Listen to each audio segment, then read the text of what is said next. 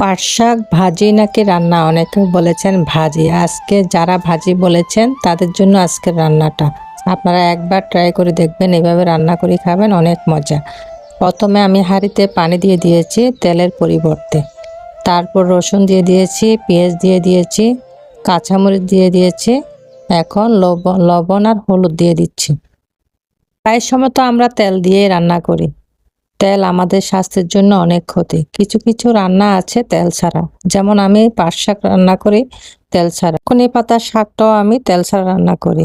এছাড়া শুটকির তরকারিটা আমি তেল ছাড়া রান্না করি।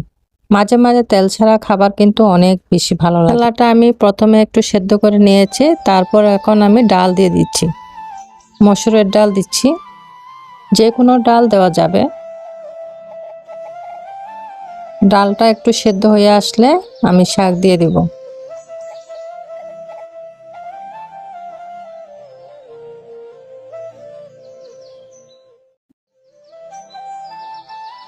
এখন ঢাকনা দিয়ে দিব। ডালের সাথে শাকটা মিশিয়ে নিব।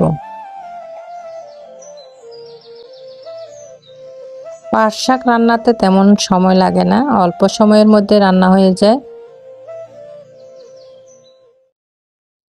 যারা ভাজি পছন্দ করেন তারা আজকে থেকে রান্না করে খাবেন।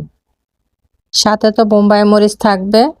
শাক রান্নাটা মোটামুটি হয়ে গিয়েছে। ভালো লাগলে ভিডিওটি অবশ্যই শেয়ার দিয়ে অন্যকে দেখার সুযোগ করে দিবেন।